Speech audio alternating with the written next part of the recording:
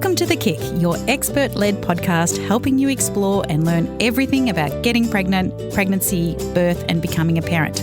On the podcast and our online pregnancy program, Grow My Baby, we share my experience of helping more than 4,000 babies to be born. And our experience of running a women's health clinic and parenting 4 boys. We're here to help everyone to feel empowered in pregnancy and birth with real-life practical information. Welcome everyone, I'm Brigid Maloney. And I'm obstetrician Dr. Patrick Maloney. And today we thought we would cover a topic where you hear about pregnancy symptoms all the time, so you think that they're common, and you make the assumption that they're normal. Sure. And part of that reason could be that we all want to be reassured. Yeah. So you say to your mate, oh, you know, I've got this really painful, sharp pain in my hips as I'm walking up the stairs or whatever, and your mate goes, oh, yeah, I'm sorry, love, you're just pregnant. You're pregnant, I had that. Yeah, I had that. That's the other thing people do, is they reassure by saying, it's okay, I had that. Yep. But there are some things that actually are potentially a sign of a serious issue in pregnancy so they should be checked out. And then what we as obstetricians do is check that out for its potential serious cause. And if it's not that, then maybe it is just because you're pregnant. All right, Patty, I want to start with something that I think is the most overlooked symptom of pregnancy, and that is the impact of pregnancy on your mental health. Yeah.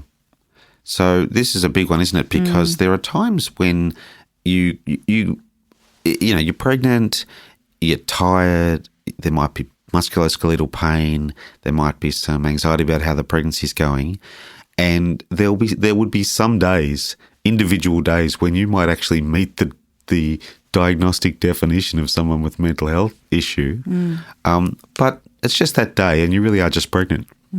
Other times, the person complaining of those things actually does have a serious mental health issue, and we're going to work out, who's tired and will be fine tomorrow, and who's in trouble. Yeah, and those people that perhaps are in trouble, they don't come out with things like, I think I have anxiety or depression, or they don't say, I feel like harming myself, or I'm constantly thinking that there's something really wrong with my baby. They don't say that, do they? No, that's quite rare, really, for someone to come out with an obvious lay down misere diagnosis. But they will often report a string of symptoms that, taken individually, could easily be dismissed as the ups and downs of a pregnancy or a new parent. But looked at as a collection, you've got to think twice and think, hang on a minute, are we missing a more significant issue here? So we can leave our audience with something if they feel that this is perhaps something that they've been just sneakily saying something to their partner or to their mother or sister or friend or something about their mental health because they're a little bit worried about how they're feeling. What are some of the things that would make you want to investigate whether someone's mental health needs help? Yeah, it's a great question. There are a couple of different models. There's a thing called red flag model for mental illness, where there are some questions you can ask that are pretty much, if those things are present, it's really never normal. So the big one is suicidal ideation. So if you're thinking about killing yourself all day, that's never normal, and always highly significant. So you just have to get really comfortable with, as a doctor, with asking people whether they're planning to harm themselves or kill themselves. And the more you practice asking it, the easier it is to ask it. And no one's ever offended. They just say, or even weirded out. People often think, wow, that's a good doctor who's asked me that, and well, that's a good point. So it's the carer that has the awkwardness, not the patient. I've never had anyone stand up and walk out going, don't be ridiculous. People go, yeah, look, no, thanks for asking that, because there are days when I've thought it might have been easier not to be here. And then we go, let's talk about that some more. Are you hoarding your medication to attempt suicide? So we press for detail. Somebody who's doing that probably needs, might need inpatient psychiatric care. Whereas someone who just says some days it feels too hard, and that person needs more support, but they don't have mental illness. There are some red flag type questions. If people's mood is particularly bad, they'll often start to develop other symptoms like a loss of appetite, or something called early morning waking, where you wake up at 3 o'clock in the morning for absolutely no reason. You're wide awake, can't get back to sleep. And these are features of depression, which help help delineate the disease of depression from someone who's just having a bad run. And one of the problems with pregnancy and newborn care is they kind of overlap with normality a little bit, because the breastfeeding mum is up at night. It can be hard to prioritise your own appetite in the 24-hour day phenomenon of you've just come out of a complex hormonal environment of being pregnant, and now you've got a 24-hour day job of looking after a baby. That is hard for the woman herself, but also partners. Yep. In how do they support their partner by saying, well, I think this is just pregnancy hormones, or no, I think you need to discuss this further with your doctor. Yeah. Like that is very tricky. Yeah, we do rely on expertise. So I don't think anybody in the history of poor mental health has ever been pleased that they've got poor mental health. It's we try and take the stigma out of it, but nobody wants it as a condition. We need to be sort of reaching out to our supporters more readily. And then the carers need to be asking the right questions of everybody. Yeah. Yeah. So, we started with that one that is common but not necessarily normal if you feel like you've got any of these things that we've just discussed. So that's our first. Good. I want to move on to another one that I knew was not normal. In my 4th pregnancy, I couldn't roll out over in bed without excruciating pain in my pelvis, or go upstairs, or what was the other? I want kick the football, but probably shouldn't have been doing that anyway. So musculoskeletal pain. So I knew that was a problem. But if it's your first pregnancy. Yeah, you might think this is just what being pregnant is. Yeah, because people say, oh, that's, that happened to me. It's just your ligament stretching, you'll get over it. Yep. So musculoskeletal pain, where's the line between what to expect in pregnancy and what's an actual separate condition needing treatment? And I think it's one of functionality. So when you're pregnant, you'll get some musculoskeletal pain, but give or take, you should be able to do the things that you need to do in that day. I know that's a broad statement, but for the first 3 quarters of the pregnancy, someone who goes to work in an office and does a desk job, all things being equal, should be able to keep doing that. And if you literally can't, if you can't walk, if you can't take yourself to a bathroom, then that's not normal. That's a condition that needs treatment and further examination. So we use physiotherapists, and once or twice a year I'll have someone with very, very severe musculoskeletal pain admitted to the hospital for care. Yeah. And it can happen, I remember not getting that pain until I was sort of in later pregnancy, probably 30 plus weeks, and talking to somebody that got really bad pelvic pain in her early on in the pregnancy, like 18 weeks. And me thinking in my brain, I didn't say anything, but me thinking in my brain, wow, I'm not sure that's normal, but her thinking it was. It can happen at different times. Yeah, absolutely. So again, we're in a care situation, obstetric care with a doctor, midwifery care with midwife, where we can say, is this normal? Normal? Yeah. Is what's happening to me what you see happen to other people? Because your carer will be good at that and go, no, no, I don't see that at all. Yeah. Most 18-weekers are fine. Yeah. What about very early on? We do get lots of questions through the Speak Pipe about sort of pain, cramping, stretching early on. Yep. Is that something that is normal? Yes, it is, and it is normal. And again, where's the line? The line's definitely if it's associated with bleeding. Mm-hmm. Yeah. Yeah. So someone who's 7 or 8 weeks pregnant, getting a lot of pain, ultrasound. One of the great things of having ultrasound machines in our consulting rooms is you can just reach for it and just do it then and there. You don't send the patient away for an ultrasound. So someone's getting a lot of pain. We want to make sure that the pregnancy is in the right place in the uterus, and we're not seeing someone who's got an ectopic or, God forbid, a ruptured ectopic. And then and bleeding is a good line in the sand as well. Definitely shouldn't be bleeding. All right, I want to run the next scenario by you, and that is we hear it all the time, and I remember suffering from it too, is headaches. Yeah. Headaches, I pretty much had headaches all throughout my pregnancies. Yeah.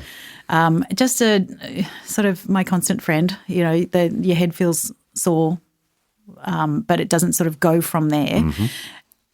Pretty sure that was my just pregnancy. But where's that line in the sand? When should you go, okay, well, that isn't normal? So it's a great example because headache is really common, and I don't know if it's accurate to call it normal. It's just really common, and it's common for it to not represent serious underlying disease.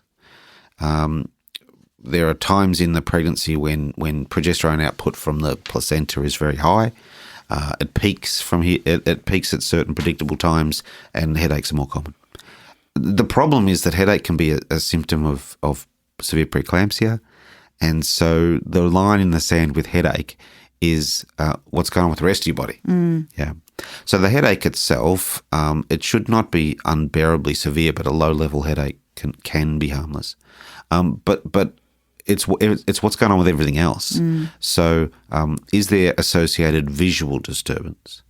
And what's the blood pressure and the urinalysis doing? Yeah. Yeah. So someone comes in at 30 weeks with headache. The first thing I'm doing is taking their blood pressure, checking their ankles for swelling, and checking the urine for protein.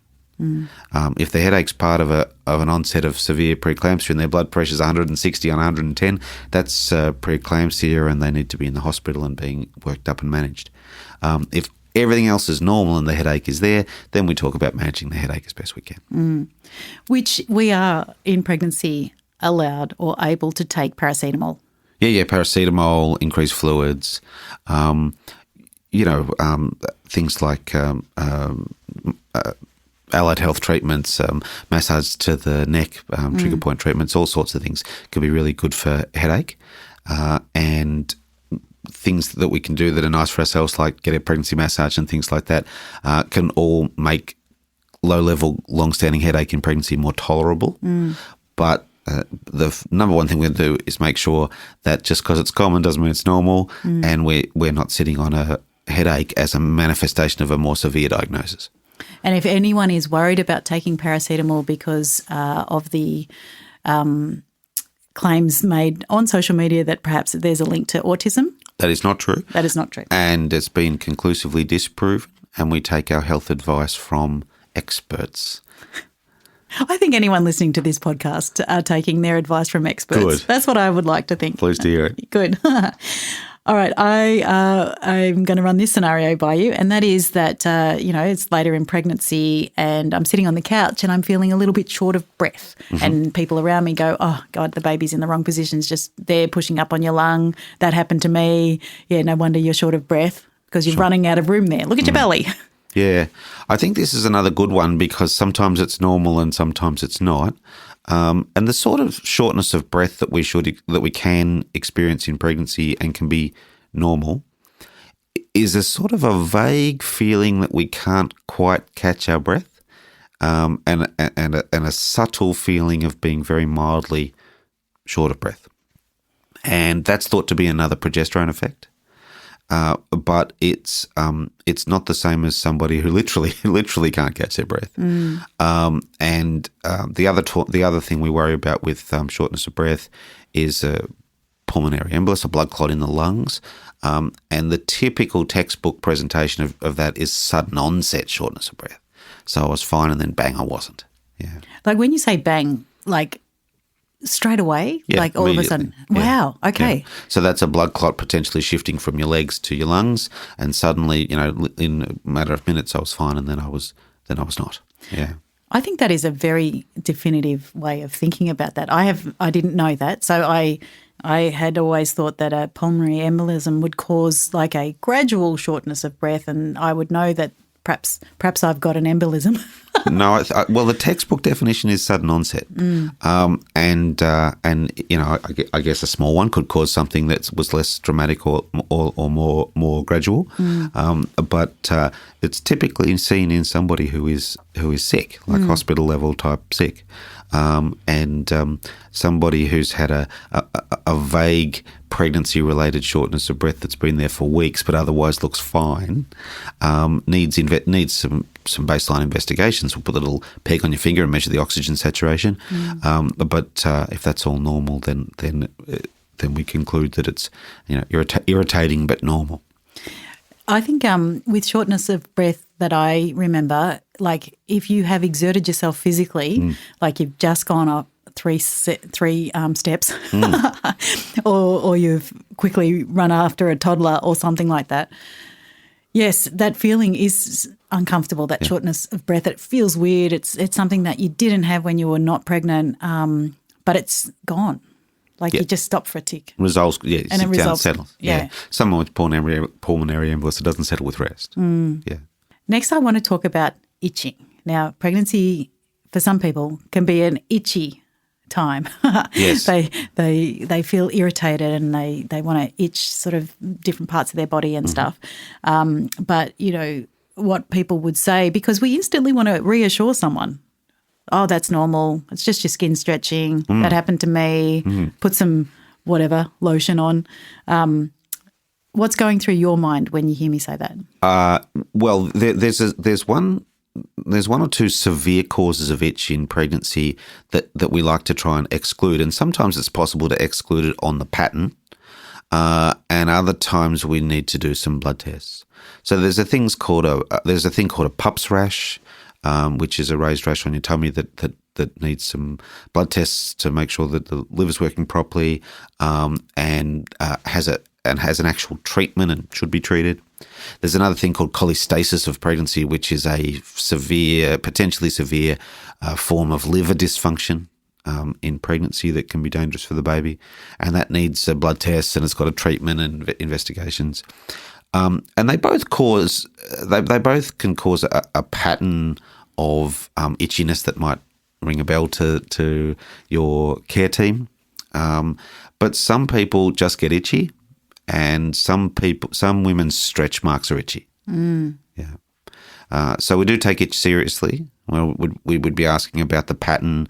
When did it come on? Is it on the soles of the feet and the palms of the hands, or is it on the tummy? Is it all over the tummy or just confined to the stretch marks? And then sometimes testing some liver function and some things called bile acids, which is just part of the function of the liver to make sure that those that it's not a more dangerous form of itch. So someone with a persistent, significant, irritating itch in pregnancy, that's one we should be getting checked out. Yeah, right. Nice. Okay, well, I want to move to, I think it was Kim Kardashian's cankles. Cankles? Cankles, or just the feeling, you sit around in your pregnancy, your prenatal group, and you sort of go, okay, well, I can't fit my rings on anymore, or my feet aren't fitting into my shoes, or yes, I do have cankles, and everyone goes, ha, ha, ha, ha. Yeah. So do I, look at this.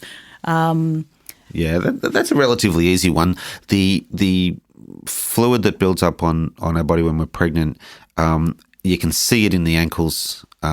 It's in your wrists as well and your hands as well, but you can't quite see it quite as easily. It's pretty obvious when it builds up in the ankles, and if you spend a lot of time sitting, it'll build up around the sacrum, around the bottom of your back as well. Yeah. And that is fluid that's building up, and the clincher is whether the blood pressure is also a problem. So if the blood pressure is perfectly normal and there's no evidence of preeclampsia, then the swelling is what it is, and we try our best. And we wear compression garments and do some fluid massage and keep active. Yeah, and wait until the baby, or more accurately, the placenta is out of your body, and then it'll go back to normal. If there's a lot of swelling in conjunction with high blood pressure, that's preeclampsia. That's serious, dangerous, needs treatment. So we check our blood pressure. Yep. And is it sudden, that swelling? Does you might have a little bit of swelling, but if you've got preeclampsia, does it sort of swell fast? No. So that's why we check the swelling at every antenatal visit. It can be subtle. And everybody should be having their blood pressure checked at every antenatal visit. Yeah. I mean, what's antenatal care for? It's not just to come in and smile at your team and have them smile at you and say good on you for being pregnant. There's a point to everything, and the antenatal the big point of third trimester antenatal care, it's actually surveillance for preeclampsia and ensuring adequate fetal growth. Yeah. There's other things, try and pick the babies that are trying to come out backwards and all sorts of things. But the big ticket ones, the things that have made a real difference over the years to maternal health, is picking preeclampsia before you start fitting. Yeah. And treating it with delivery, antihypertensive drugs, hospital care before mum gets sick. And then picking fetal growth restriction before stillbirth. Those interventions come out of good antenatal care. And, antenatal care as a concept really only, it's 100 years old. It's funny, isn't it? So, I would wonder what everybody thinks antenatal care should be providing, because there might be just a gap there, because if the practitioner is there going, okay, gold standard is I'm checking blood pressure, I'm making sure there's adequate fetal growth, and the woman is coming in, and this is what I expected, that practitioner would be talking to me about other things like, I don't know, what supplements I should be on, or my general health, or so I just wonder if that's where there's been a bit of a divide. Yes.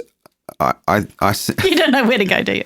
I see what I see what you mean, and I'm not saying those other things shouldn't be done.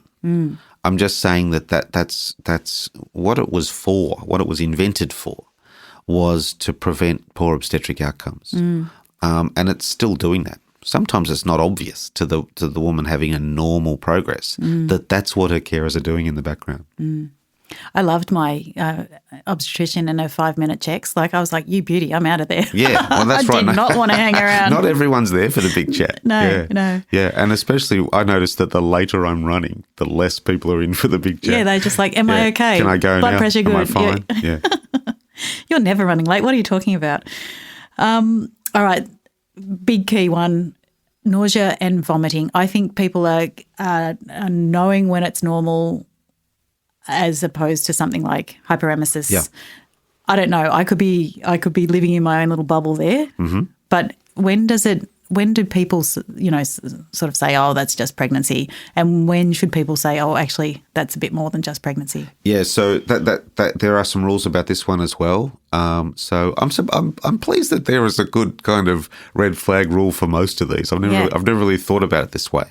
But whilst it can be quite normal to have nausea and vomiting in early parts of pregnancy, it's not normal for that nausea and vomiting to be so severe that the woman gets dehydrated or malnourished. So dehydration and malnourishment are serious and dangerous, not only for the woman's general health but also for the well-being of the pregnancy. A good indicator of dehydration is the presence of ketones in the urine. So our body only makes ketones when it's undergoing a form of abnormal metabolism that creates ketones as a byproduct. So if someone is reporting a lot of nausea and vomiting, some relief from their tablets but finding it a bit difficult, and you take their urine sample and the jar is full, they go to the toilet and they come back with a full jar and you dipstick it, it's normal, that's somebody who's got an irritating problem with nausea and vomiting but is managing it pretty well and would be best advised to keep going and hope that it settles at 12 weeks. And if someone comes back with the best they can do is a tiny bit of very, very dark urine that's positive for ketones, then that's somebody who needs intravenous rehydration. So that they're the sort of clinchers, because just because it's common doesn't mean the degree that you're experiencing it is normal. And apart from going to the doctor to have that ketone test, what would make that person think, actually, I need to test whether this is normal? If you've noticed that you're not making nearly enough urine in the day, so substantially less than you're normally making, so that you go way less often, and when you do go, there's way less volume, that's not normal. Okay, good. All right. This one gets my goat, and I hear it time and time again, and on some big podcasts where the baby is movements have slowed down and people say, oh, that's okay, it's just that your baby's getting ready to be born, it's just resting, or, the baby's just asleep, or it could be. I think that we like to reassure people because we really don't like the answer or what might have caused that baby's fetal movements to slow down. So we go, no, you're right. The baby's just sleeping. Well, no one wants to be a negative Nelly, say to the pregnant woman, oh my God, you should get that checked out. But 100% you should get that checked out. There are it's not true that we can accept absent fetal movements towards term. That's just not right at all. What we might experience is a change in the pattern, but it's then important for us to learn the new pattern and say, okay, baby's moving to because well people move, and now the pattern's changed a bit because there's a bit less room, but the baby's still got a pattern, and we need to learn that new pattern so that we can have daily reassurance. We never go to sleep at night on absent fetal movements. I love the analogy that you've used, I think maybe in our Grow My Baby program, perhaps on this podcast as well, where you talk about, like, you imagine when you've been really sick at home in bed, you've still got up to go to the toilet. You still got up to have a pee and go out to the kitchen, make yourself peanut butter toast and, watch some bad TV and then have another pee and then go back to bed. So if you didn't move at all day, most chances are you there would be something very, very wrong. Very wrong with you, yeah.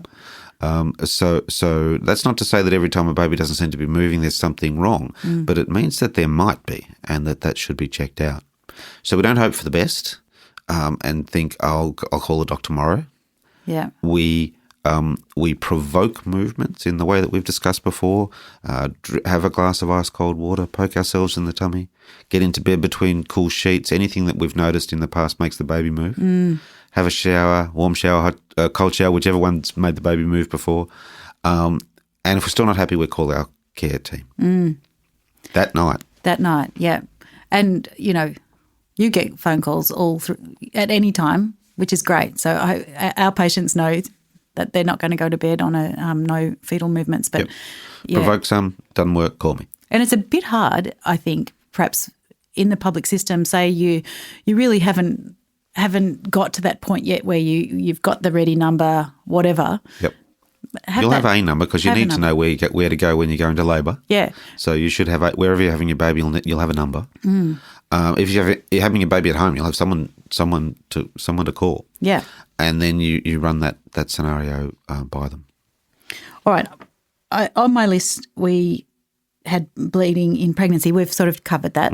Yep. So you need to have that checked. And we've covered the abdominal pain gets blamed on stretching. I think we've done that. We haven't talked about urine enough. We have a little bit, but UTIs. Some people say, through my pregnancy I had a UTI, constantly or at least 5 times it was normal. It was just the pregnancy. When should we think that that's not? It might be common, but it's not normal. There aren't any normal UTIs, so good. That's an easy one. They all need investigation and treatment. Yep. That's an easy one. You might have urinary frequency from the bladder being compressed by the baby's head, but that's not a UTI. So there aren't any normal UTIs, and we can't just say, I'm pregnant, they're bad luck. Yeah. Each one, urine specimen to the doc, get a culture, take some antibiotics, move on. So a bad UTI that spreads upwards towards the kidneys, the so-called pyelonephritis, is a common cause of premature labour and delivery, and it needs to be headed off when it's just in the bladder. Great. All right. So we've talked about lots of things that are common. These are the most common symptoms of pregnancy. We talked a little bit what people should do if they suspect that it's not normal anymore. Can we just go through the framework where how somebody should go and get a review? Yeah, well, I think that the red flag system that we've discussed today, does the problem have features that are concerning? And a good template might be: is it new? Is it getting worse? Is it impacting my function? And does it feel really different to what I was expecting? Great. And if I'm a partner or a friend and somebody's told me something about their pregnancy. Yeah.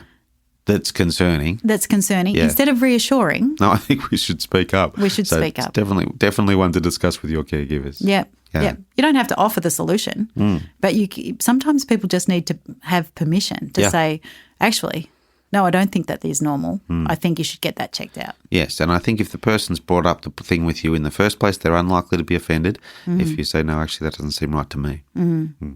And pleased to be wrong. If you get if we get checked out and everything's fine, that's what antenatal care is. Yeah, pleased to be wrong. Yeah. Well, no, that's what antenatal care is. Yeah. I mean, of the 1,000 things that I check in a month, there might be 10 that are abnormal. Yep. Yeah. Yep. Seriously abnormal. Yep. That's great. All right, everyone. I hope that has helped. I know people are going to jump on this episode just because they think, oh, my God, I've got this symptom. Is that normal? I hope this has been a really useful episode for you. If it has, please share it with a friend, or if you feel inclined, give us a 5-star review on wherever you get your podcast from. Once Spotify or Apple see that review, they push it out as a recommended listen to others. So it really does help us in promoting our podcast, and we thank you for doing that. Good. All right. Until next week, we hope you are keeping well and growing those babies. Thanks for listening, everybody. Okay. Bye for now. Hey. Even though Dr. Pat is, a doctor, and we get lots of other doctors and other experts on our podcast, I just need to remind you that this podcast is for informational purposes only. We share lots of medical insights and experience, but everything we talk about is general in nature and may not apply to your specific situation. Please always consult with your own healthcare provider for your individual medical advice when you grow your baby.